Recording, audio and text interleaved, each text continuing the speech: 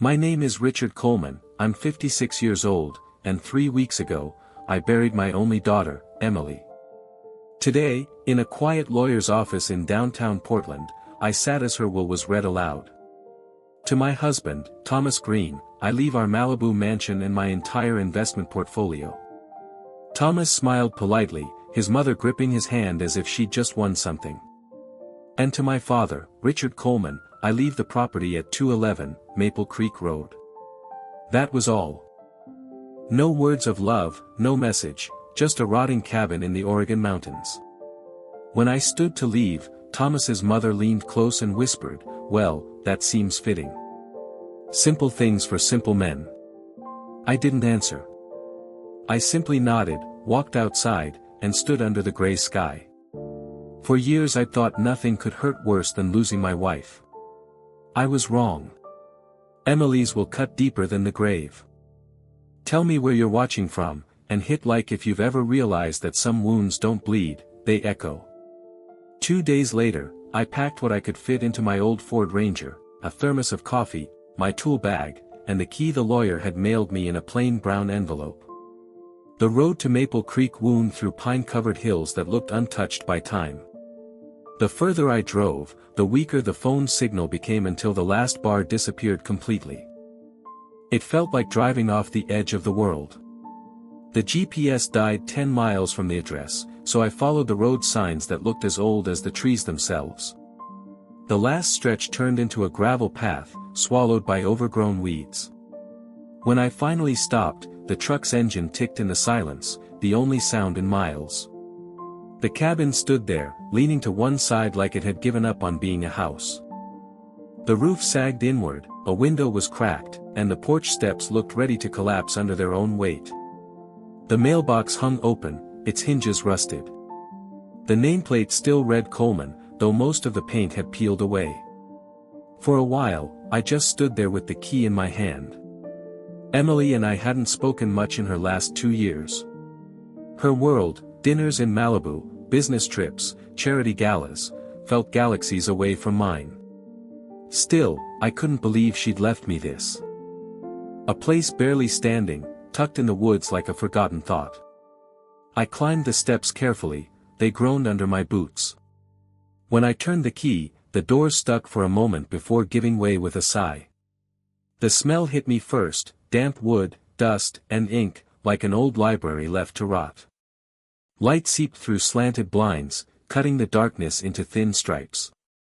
Inside, time had stopped. A coat hung by the door, long forgotten. On the table sat a half-empty bottle of lamp oil, beside a candle melted down to a stub. Dust motes floated in the beams of light. It wasn't vandalized, no graffiti, no signs of theft. Just abandonment. The kind that only happens when someone leaves too quickly, or not by choice. I walked slowly, touching the edges of the furniture as if to confirm it was real. Every step echoed. The floorboards creaked in long, low complaints, but the cabin itself seemed to breathe. It wasn't just a building, it felt like something that had been waiting, not for repair, but for recognition. In the living room, an old brick fireplace held a few charred logs and a small porcelain figure of a deer. I remembered Emily owning one like it as a child. She used to keep it on her nightstand, next to the lamp shaped like a moon. "So it never gets dark for him," she'd said once, her tiny hands shielding the figurine from the world. I sat down on the couch, or what was left of it, and the wood creaked beneath me. I tried to understand her reasoning. Maybe she wanted to punish me for our distance, for not fighting harder when she married Thomas, a man I never trusted. Or maybe this was a joke, one last cruel twist of fate. But something about the place didn't fit that version of her. Emily had been thoughtful, deliberate, meticulous. Even in her silence, she was intentional. This cabin, neglected but intact, was not an afterthought. It was a message I hadn't yet learned to read. I walked to the back of the house. A small desk stood under a window, the glass fogged with years of grime.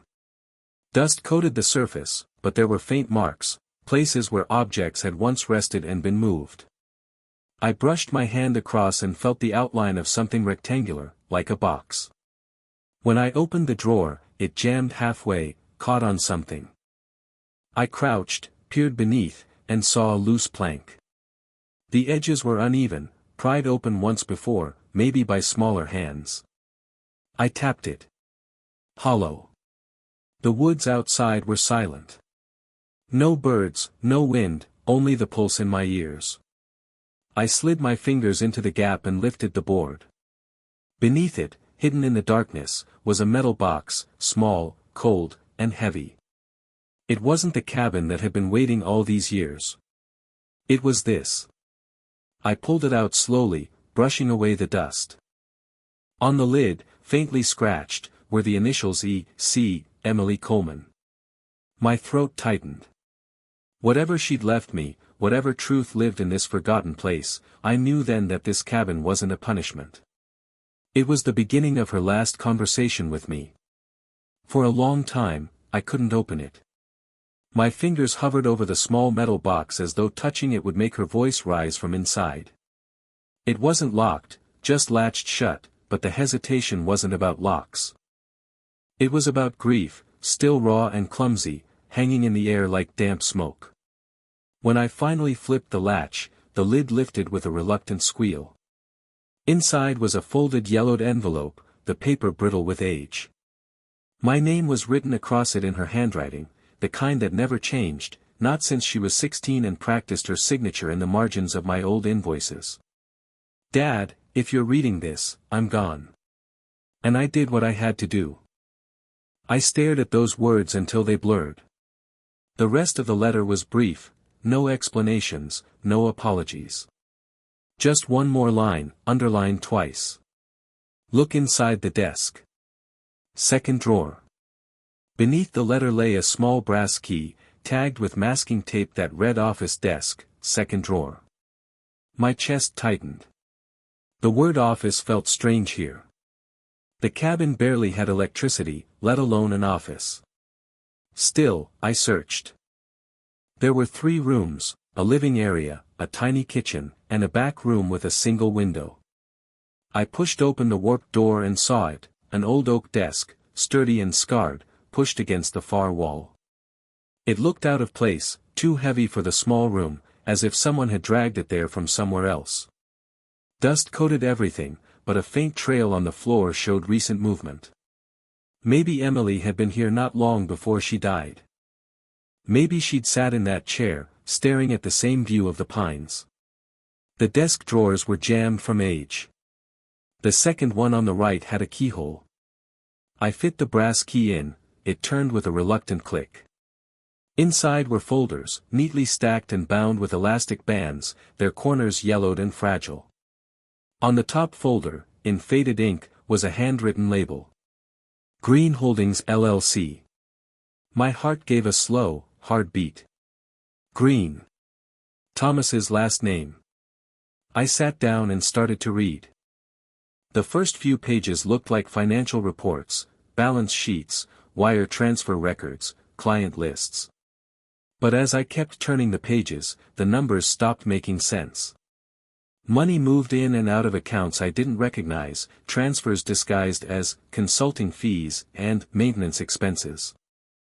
There were pages of bank statements from different institutions, Wells Fargo, Citi Trust, something offshore called Marivent Private Banking, all funneling toward one destination, an account under the name T.G. International Consulting. I didn't need a degree in finance to know what it meant. Someone, Thomas, had been moving money. But what took my breath away were the names typed along the edges of the transactions. Every few pages, Emily had scrawled something beside them in pen: retired client, 84, widowed, Alzheimer's, Harold Lee, 91, lives alone. These weren't partners. They were victims. Elderly clients who had trusted Thomas with their life savings, only to be drained of every cent. At the bottom of the last sheet, there was a handwritten note, shaky but unmistakably hers. Dad, Thomas is stealing from his clients. I found out last month. I tried to confront him, but he lied. If anything happens to me, take this to the police. I can't tell anyone yet, I need to prove it first. I read the line again, and again, until the words burned into my mind. She'd been in danger. She'd known it. And she hadn't told me. I leaned back in the chair, the wood groaning beneath my weight, and tried to breathe. Outside, the wind pressed against the cabin walls, making the rafters creak like an old ship at sea. It sounded alive, like the place itself knew the secret it had been holding. I found more documents beneath the first stack, printouts of emails, copied receipts, handwritten notes about bank meetings. On one page, she'd drawn a flowchart, connecting Thomas's name to at least 7 shell companies.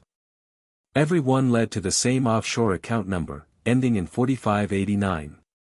She must have been collecting this for months, maybe years.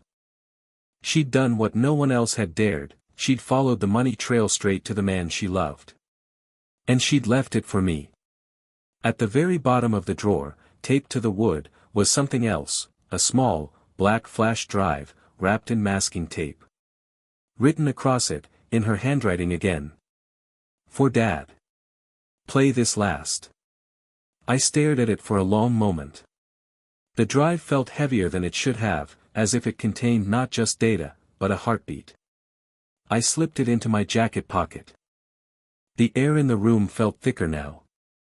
The weight of discovery pressed on my chest, but underneath that fear was a pulse, clarity, sharp and cold. All the confusion, the resentment from the will, the feeling that she'd cast me aside, it was gone. The cabin wasn't a punishment. It was a trust. A vault for the truth she'd been too scared to carry alone. When I stepped outside, the forest had gone quiet. The light was fading into a deep orange dusk. I could smell rain coming, sharp and electric. As I locked the cabin door behind me, I caught my reflection in the window, older, harder, but steadier. For the first time since her death, I felt a purpose burning where grief had been. Emily hadn't left me a rotten cabin. She'd left me evidence. And though she hadn't asked it outright, I knew exactly what she wanted me to do next. Tomorrow, I would drive back to town. I would watch that video. And then I'd make sure Thomas Green's empire came crashing down, just as surely as the roof that once hung over her secret. I spent the night at the only motel in Maple Creek, the Pine Hollow Inn, a narrow building with faded red paint and a flickering, vacancy, sign that buzzed in the rain. The manager, a quiet woman in her 60s, gave me the key to room 4 and said, "Storm's rolling in. Don't drive tonight." I nodded, though I already knew I wouldn't sleep. On the small desk beside the window, I laid out the Green Holdings folder and the flash drive Emily had hidden. I stared at them under the weak yellow lamp, the pages curling slightly at the edges, the ink bleeding faintly from humidity. Her handwriting, that same neat, slanted print she used on birthday cards, marched across the margins, dates, account numbers, names. So many names. Each one represented someone she tried to protect. Eleanor Jones, 84, withdrawn funds of $210,000. Harold Lee, 91, $360,000 moved, for investment. Margaret Silva, 76, $190,000 transferred offshore. It was a pattern as deliberate as it was monstrous. Thomas had been using his charm and his title to drain the savings of the elderly, dressing his theft in polite finance speak. I turned another page and saw something that made my chest tighten, a note written in red pen. "He's moving faster. 3 new clients this month. Mom would have told me to walk away. I can't. He's hurting people who trust him." I pressed my palm to the paper, as if that could bridge the years between us. Emily had inherited her mother's stubbornness, the kind that doesn't know how to stop once it sees wrong. I glanced at the flash drive. My laptop was old, its hinge squeaky, but it still worked. I inserted the drive. The screen flickered, then showed a single file, EM_video. MP4. My hand hovered over the trackpad before I clicked. The image was dim. Emily sat in a small, shadowed room, the walls behind her bare wood, like the cabins. Her hair was tied back loosely, her eyes red from crying. "Hi, Dad," she began, voice trembling. "If you're seeing this, then I didn't make it." The words punched the air out of my lungs. I gripped the desk until my knuckles whitened. "I found out what Thomas has been doing. He's not the man I thought he was. He's taking money from his clients, old people, mostly, and hiding it overseas." I tried to confront him, but she stopped, looking off camera, swallowing hard. "He told me I was wrong, that I didn't understand finance. But then I found the real ledgers. They were in his briefcase.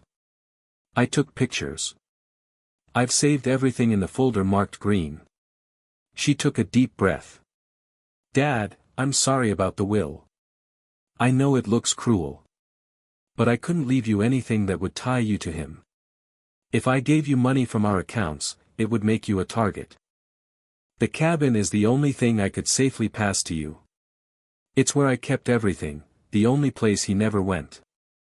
Her voice wavered. "Please, forgive me for how it looks.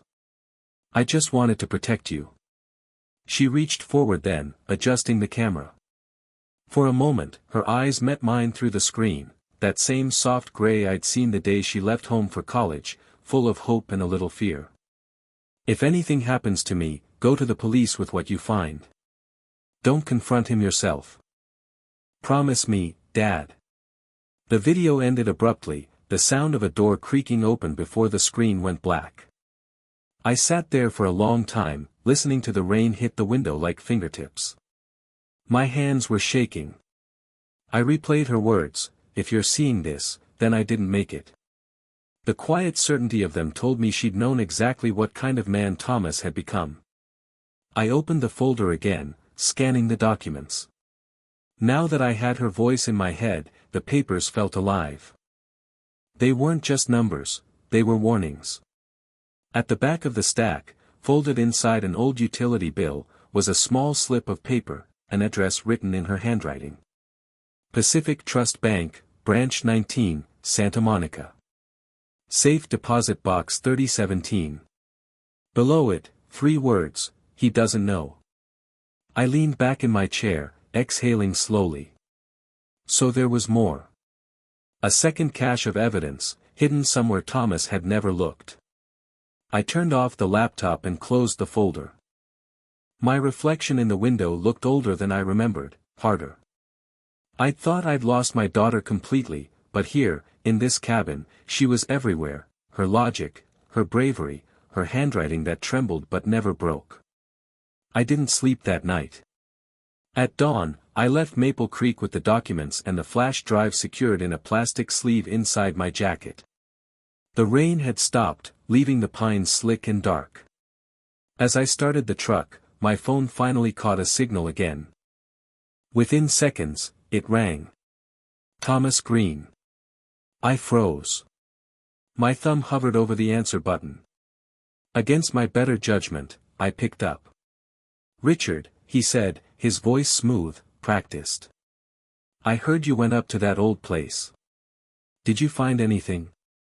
I could help you sell it, probably not worth much, but maybe a developer would want the land." His tone was casual, but the question was loaded. He was probing, testing. "I'll handle it," I said, steadying my voice. "Thanks for the offer." A pause. Then that slight, calculated chuckle I remembered too well. "Of course. Just thought I'd save you the trouble. Grieving's hard enough without worrying about property." "I'm managing," I said. "Goodbye, Thomas." When I ended the call, my hand was trembling. He knew I'd gone to the cabin. Maybe he even knew what I'd found. By the time I reached the highway, the sun had burned through the clouds, but the light felt cold. I glanced at the passenger seat, the folder, the flash drive, Emily's letter. They looked ordinary, but I knew what they were now, weapons. The kind that didn't fire bullets, but ended empires. I whispered into the empty truck, just to hear it out loud. "I'll finish it, Em."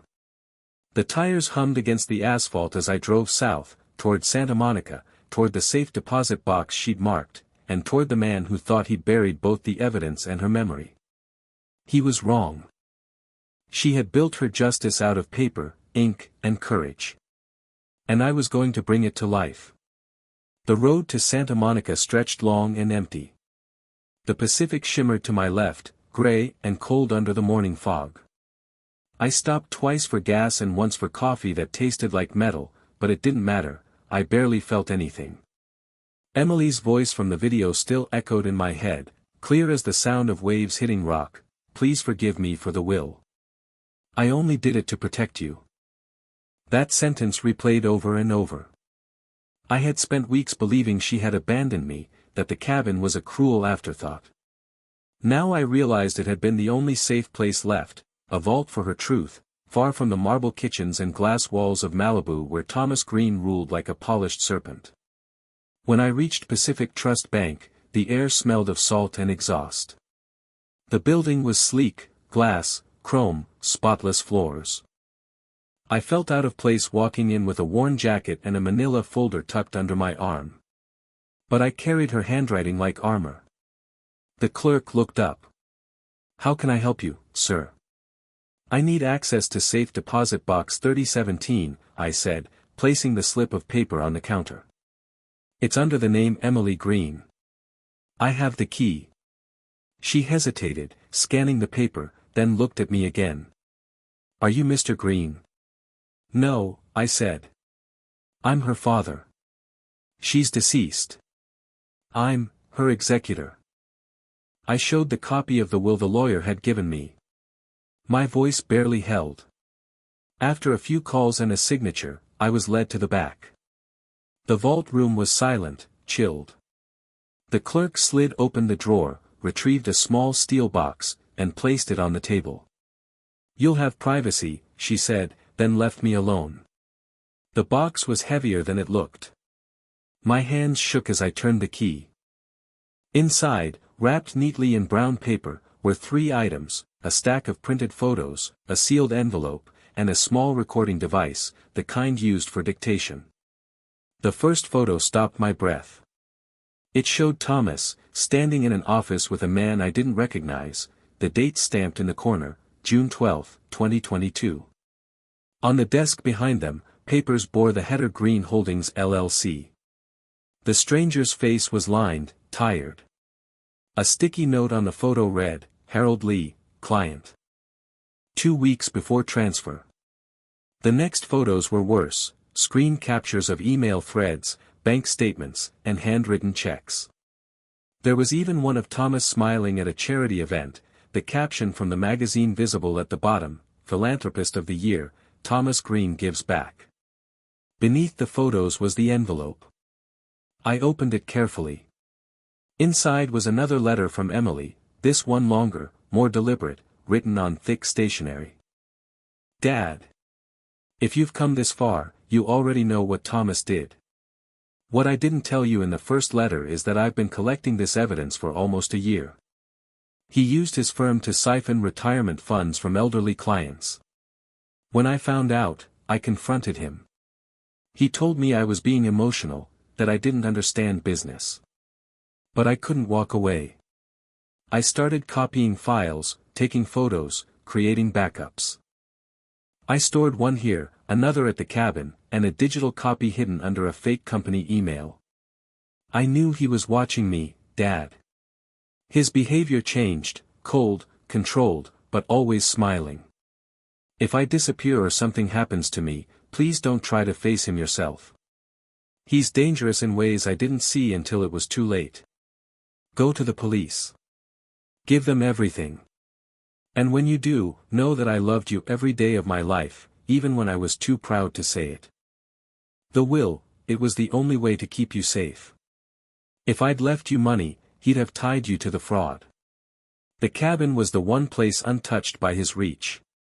It's where I could still be your daughter, not Mrs. Green. I hope you forgive me.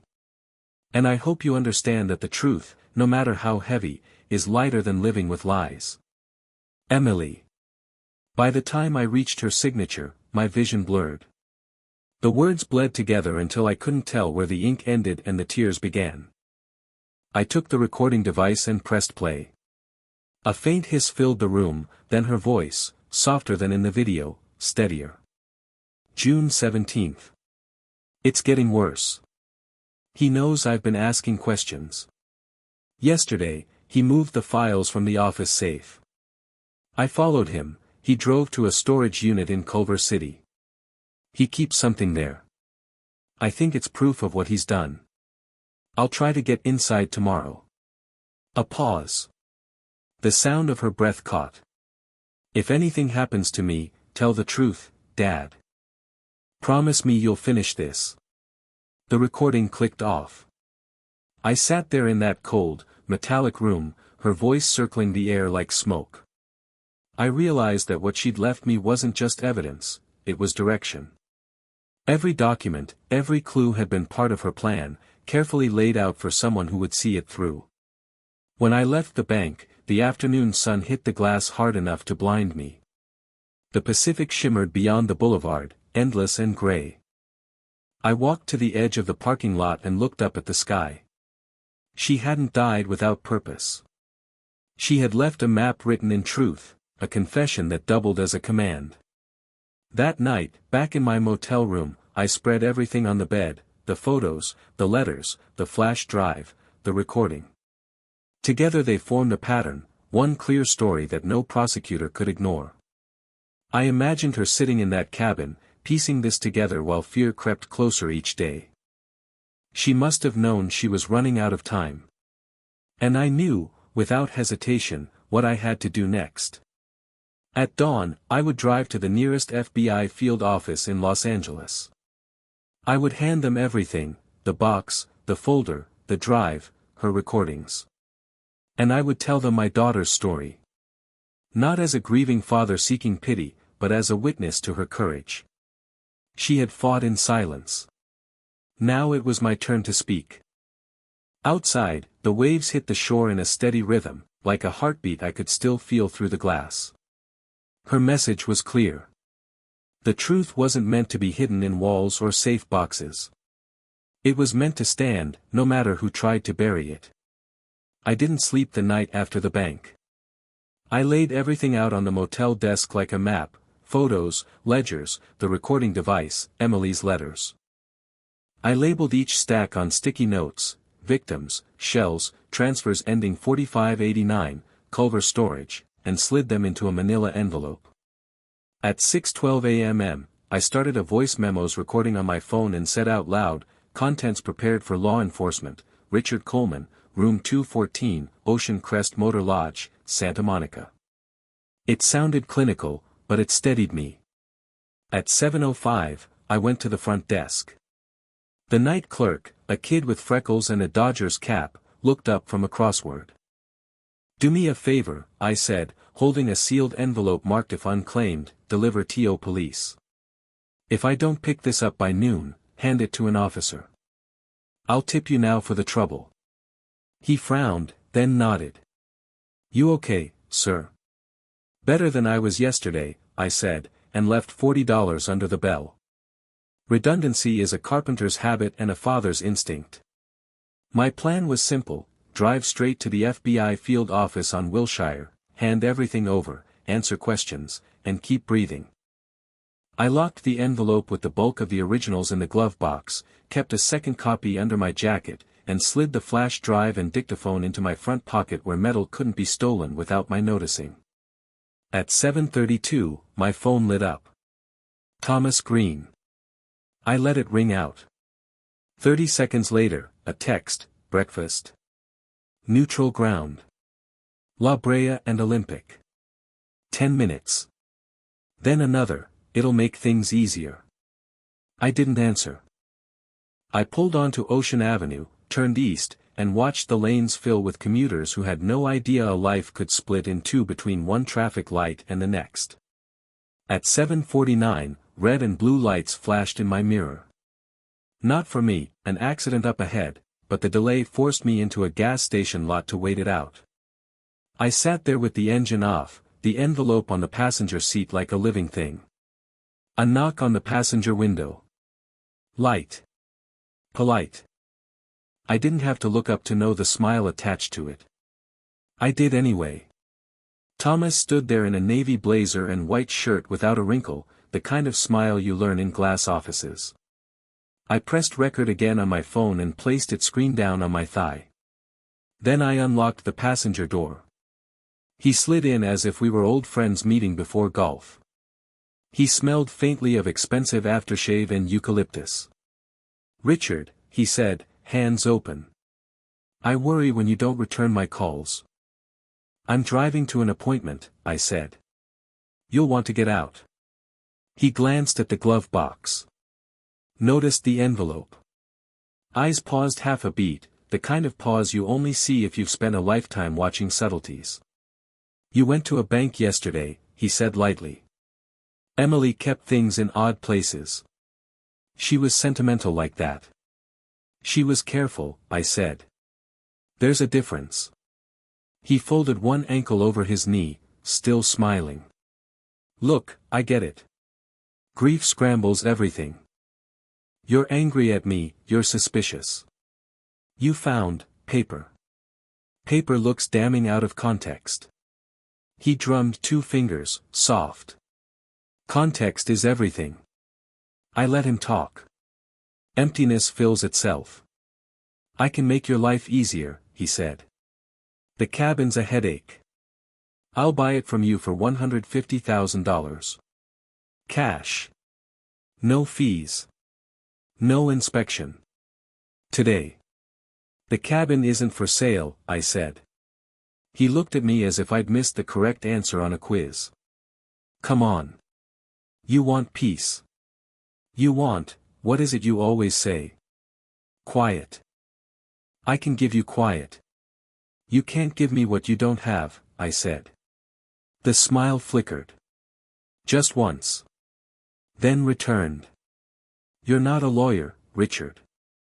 You don't want to spend the next year in rooms with no windows answering questions people already decided the answers to. Let me step in. I'll have my office take the material you found," he gestured, casual, toward the glove box, "and explain it. You'll be out of it. No liability.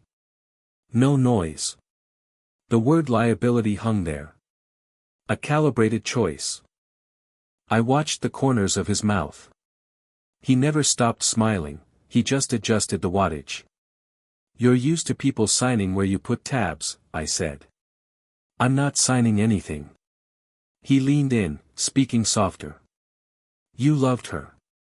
I loved her. This doesn't honor her." "She left instructions," I said. "Did she?" he said, almost tender. "Emily was fragile. She changed her mind, a lot." I let a beat pass. She wasn't fragile. She was precise. She left dates, transfers, names. Eleanor Jones. Harold Lee. Margaret Silva. You remember them? He blinked once, slow. Clients. Satisfied. He gestured toward my phone. "Are you recording me, Richard?" "Habit," I said. "I narrate when I fix things. Helps me keep track of screws and lies." He laughed, too loud for a car. "God, you're folksy." Then, softer, "Here's the thing. People fall. Old people fall a lot. In cabins. On porches. In showers." He let the sentence sit down between us and cross its legs. "I don't want you to fall." There it was. The smiling threat. No raised voice. No profanity. Just a note on company letterhead slipped under the door of your life. I reached into my jacket and took out Emily's second letter, the one from the bank, folded back to the last paragraph. "The truth, no matter how heavy, is lighter than living with lies." I read it silently, for me. Then I set it on the dashboard where he could see her handwriting. "She loved you," he said quickly, tilting his head. "Even when you made her feel small. You made a career out of small," I said. "Small lies that moved big money. He watched my face for anger. I didn't give him any. I gave him procedure. I'm driving to the FBI, I said. You can follow the law like the rest of us. He exhaled, long, as if bored. Looked out at the morning line of cars, then back at me. You won't make it far with that envelope, he said, and smiled again, brighter, empty. He opened the door, stepped out, then leaned down to the window. Last chance to be reasonable. I am being reasonable, I said, and rolled the window up. He walked away without looking back, got into a black Range Rover idling 2 pumps over, and eased into traffic. I waited 30 seconds, then another 30. My hands shook only after he was a block away. The recording timer read 10:42. I saved it, titled it TG, Gas Station 7:53 a.m.m. and emailed it to myself from the parking lot Wi-Fi, along with photos of the documents and Emily's letters. Redundancy again. At 8:21, I pulled on to Wilshire. The city moved like it always does, coffee in one hand, phone in the other, no idea something heavy was rolling under their feet. In front of the building, I parked in a 15-minute zone, still legally enough to feel tidy, and carried the envelope in both hands the way you carry an infant. Inside, the lobby was cold and bright. I need to speak to an agent, I told the woman at the desk. It's about financial crimes and a suspicious death. She looked at the envelope, then at my face. People who sit at desks all day get very good at reading quiet emergencies. Have a seat, she said. Someone will come right out. While I waited, I texted the motel clerk, picking up envelope. Thank you. He sent a thumbs-up emoji, modern hieroglyph for we're good. I deleted Thomas's messages. Little housekeeping for the soul. An agent in a navy suit called my name at 8:37. I'm Special Agent Keller, she said. Let's talk. In a small room with a glass of water and a box of tissues no one touched, I laid the pieces down in order, Emily's video, the ledgers, the Santa Monica photos, the victims' names, the recording from the gas station, the address of the Culver City storage unit from the dictaphone. I spoke slowly, dates first, then sums, then people. I didn't editorialize. I didn't need to. Evidence is a language that doesn't benefit from adjectives. Keller listened, wrote, asked 2 precise questions, then said, Mr. Coleman, we're opening this now. She stepped out with the envelope, 2 more agents came in. One collected my phone to make a forensic copy of the recordings and the files I'd emailed myself. Another asked for the will and the cabin address. When she finished, she looked me in the eye the way nurses do before they stick the needle. You did the right thing. By 10:12, I was back on the street with a receipt, a case number, and a paper summarizing the items surrendered. I walked to my truck and sat without starting the engine. My hands were finally still. I texted one person, Eleanor Jones's nephew, whose number Emily had written beside her name with the note, good man. I wrote, my name is Richard Coleman. I brought evidence about your aunt's advisor to the authorities. You'll hear from them soon. I'm sorry for your worry. The phone lit, thank you. 2 words. Enough. In the rearview, a black Range Rover eased past at the corner, then kept going. Maybe it was his. Maybe it wasn't. It didn't matter anymore. The moment was already larger than his smile. On the way back to the motel to reclaim the contingency envelope, I rolled the windows down. The ocean smell came in, salt, tar, something clean under the city grit. I thought of Emily's last request, don't confront him yourself. Promise me, Dad. I hadn't. I'd confronted no one. I'd delivered. Back in room 214, I sat on the bed. The room hummed with the old air conditioner and a kind of quiet I hadn't felt since before my wife died. I took Emily's letter from my jacket and read the last line again, the one I'd put on the dashboard, the truth, no matter how heavy, is lighter than living with lies. The weight in my chest shifted. Not gone. Different. held by more hands than mine. While the day moved forward outside, I made 2 more copies of the files on fresh USB sticks I bought at the pharmacy next door and wrote the case number on each in black marker. One went into my boot under the insole. The other into the lining of my jacket, stitched there with 4 sloppy loops of motel thread and a sewing kit cardboard needle. Nothing fancy. Just insurance. At noon, the clerk handed back my in-case envelope with a grin. "Looks like you didn't need me after all." "Not today," I said. "But thanks for being the backup." He nodded like we were co-conspirators in something harmless. In a way, we were. Justice is just a long chain of strangers doing their part. I drove north, away from glass and chrome, toward the mountains where the cabin waited under its new roofline of purpose. The road curved, the signal faded, and the world got quiet again. I didn't mind. Quiet wasn't absence anymore. It was proof. It began quietly, the way truth always does, like the first tremor before a quake. The following morning, I woke to a voicemail from Agent Keller. "Mr. Coleman, we've executed a warrant at a property connected to Thomas Green. Please stay where you are until we contact you again." Her tone was calm, procedural. But beneath it was movement, the slow grinding of gears that meant the law had finally started to turn. I made coffee in the motel's tiny pot and sat by the window. The air smelled of salt and dust. A single seagull landed on the streetlight across the lot and stared at me, unblinking, as if to remind me to wait. I wasn't used to waiting. My life had always been about doing, fixing things, hammering until they fit. But justice doesn't take nails, it takes time. By noon, the news broke. A headline slid across my phone screen like a ghost. FBI raid Malibu home of financial advisor Thomas Green. The article beneath it was brief, factual. Agents had entered the Green residence on suspicion of fraud and elder exploitation. No arrests yet, it said. Ongoing investigation. But I knew. I knew they wouldn't have gone in without cause. At 2:37 p.m. Keller called again.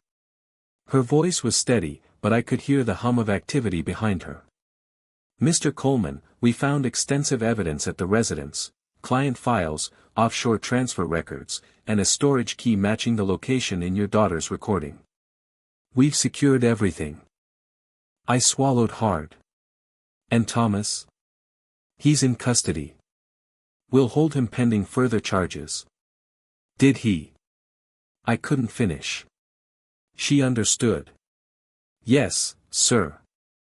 We found physical evidence suggesting your daughter's death wasn't accidental." I gripped the phone so tightly it creaked. Wasn't accidental, the phrase was clinical, polite, almost antiseptic.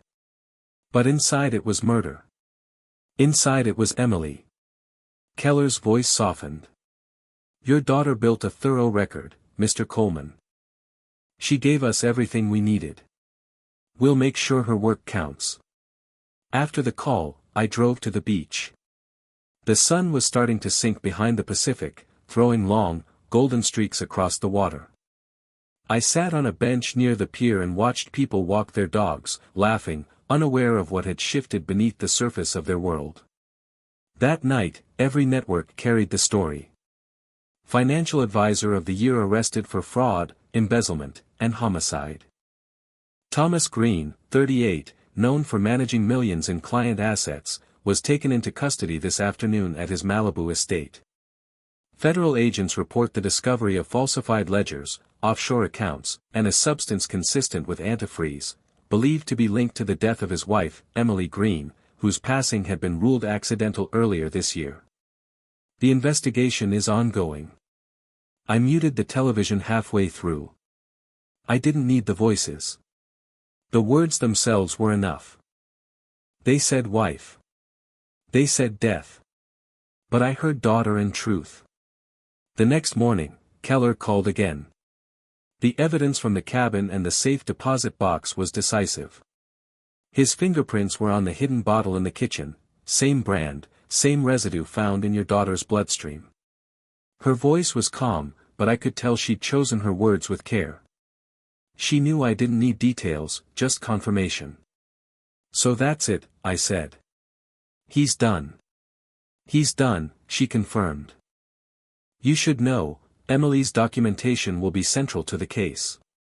You did right by her." When I hung up, I sat for a long time, staring at the waves beyond the window. The Pacific was gray and slow that morning, moving like old metal under the weight of sky. I thought about Emily, her laugh, her handwriting, the way she used to hum when she painted as a kid. All of that had been buried under Thomas's charm, his empire, his lies. Now it was free again. A few days later, I was asked to come in for a final debrief. The office was colder than before. Keller met me in the lobby, handed me a document stamped confidential, closure summary, and walked me through it line by line. "Mr. Green has been charged with 7 counts of financial fraud, 3 of wire fraud, and 1 count of homicide in the first degree. The DA has enough to secure life without parole." Her tone was matter-of-fact. But when she looked at me at the end, there was something else in her expression, quiet respect. "Emily left a trail no one else could have built," she said. "She trusted the right person to finish it." I nodded, unable to speak. There was no victory in me, only gravity. Justice isn't loud, it's the absence of resistance. When I left the building, the air felt lighter, not cleaner, but bearable. I stopped by a diner off Wilshire, ordered black coffee, and watched a young couple at the next table share pancakes, their heads close together. For a moment, I saw Emily and her mother in them, before the distance, before the silence. That night, I drove back toward Oregon. I wanted to see the cabin again, the place where the truth had waited patiently under dust. When I arrived, the pines were whispering in the wind. The porch steps still groaned, but the roof was solid now, patched and painted. Inside, I found everything as I'd left it, the old desk, the window fogged with age, the faint scent of cedar and ink. On the desk, I placed a small framed photograph I'd printed from one of Emily's old files, a picture of her as a child, sitting cross-legged on the floor with a paintbrush in her hand and her mother's apron tied twice around her waist. She was smiling, completely unguarded. I lit a single candle beside it. The flame flickered, caught a draft, and steadied again. That was when I realized justice doesn't restore what's lost. It doesn't heal in the way we wish it would. But it does balance. It takes something unbearably wrong and makes it finite, a line drawn through chaos. For the first time in years, I exhaled without flinching. Before leaving, I carved something into the wall beside the fireplace, just under where Emily's handwriting had once been. For Emily. The truth found its voice. Then I locked the cabin and walked outside. The night was cold but clear, the stars sharp above the dark forest. I could hear the creek running somewhere beyond the trees. Somewhere down in Malibu, the man who thought he could bury my daughter's conscience now sat behind steel and fluorescent light, the weight of evidence pressing down on him. And somewhere above me, maybe in the spaces between those stars, my daughter rested. Not in silence, but in peace earned. I stood for a while, listening to the woods breathe around me. Then I whispered the same promise I'd made the first night I drove here, but now fulfilled. I took it to the police, Em. I did it. The wind stirred through the pines, almost like a sigh of relief. Justice had come quietly, not with vengeance, but with truth. And that, at last, was enough. 6 months passed before I returned to the cabin for good. By then, the world had already moved on. News anchors spoke of new scandals, new tragedies. Thomas Green's name faded from the headlines, replaced by fresher stories. But in my mind, the trial still echoed, the steady, factual voice of the prosecutor reading out the counts, the single word, guilty, spoken 12 times by 12 strangers who had never met my daughter, yet somehow defended her better than anyone else ever had. He was sentenced to life without parole. The papers called it justice. To me, it was quiet, not triumph, not revenge, just the absence of noise where lies had lived. After selling my small apartment in Portland, I drove north to Maple Creek, back to the cabin Emily had chosen for me. I fixed what time and weather had broken. Replaced the roof, sanded the floors, rebuilt the porch with steady hands that still remembered the trade. I kept the desk exactly where it was, and on the wall above it, I hung her photograph, the one from her childhood, where her smile looked like a secret shared with the world. Each morning, I brewed coffee on the stove she once played beside as a little girl, tapping her fingers on the counter, asking endless questions about the smell of paint and the sound of sawdust. The smell of the place was different now, still wood and dust, but cleaner, warmer. On the mantel, I carved her words into the wood with a pocketknife. The truth doesn't always save your life, but it saves your soul. Every evening I sit on the porch as the sun slides through the pines and the light turns the walls gold. Sometimes I swear I can hear her, the soft scrape of a chair, the faint hum she used to make when she was thinking. Maybe that's imagination, or maybe that's what peace sounds like when it finally finds you. Letters still come from people I've never met, sons and daughters of Thomas's victims, old clients whose savings were returned after the investigation. They thank Emily. Some send pictures of their parents smiling again, relieved. I keep every letter in a small wooden box on the desk. When I open it, I can smell the faint scent of ink and gratitude. Once, a young woman, Harold Lee's granddaughter, visited. She stood in the doorway, nervous, holding flowers. "Your daughter helped my grandfather get justice," she said. "He wanted me to say thank you." She left the flowers on the steps, lilies white as paper. After she drove off, I placed them in a glass jar beside Emily's photo. They stayed fresh for a week, then dried beautifully, as if refusing to decay completely. Winter came early that year. Snow softened everything, the porch, the path, even the sound of the creek. I kept the fire burning, its glow flickering against the walls like the pulse of something alive. Sometimes I think about that first day in the lawyer's office, when Thomas's mother whispered, "Simple things for simple men." She had no idea how right she was. Simple things, a letter, a key, a desk, were all it took to unravel an empire of deceit. Emily left me more than a cabin. She left me truth built from patience, courage, and love disguised as loss. I've come to understand that justice isn't the loud clanging of a gavel, it's the quiet endurance of what's right. And grief isn't something you escape, it's something you live beside until it learns to walk at your pace. Tonight, as I write this by candlelight, the woods outside are calm. The creek murmurs, steady as breath.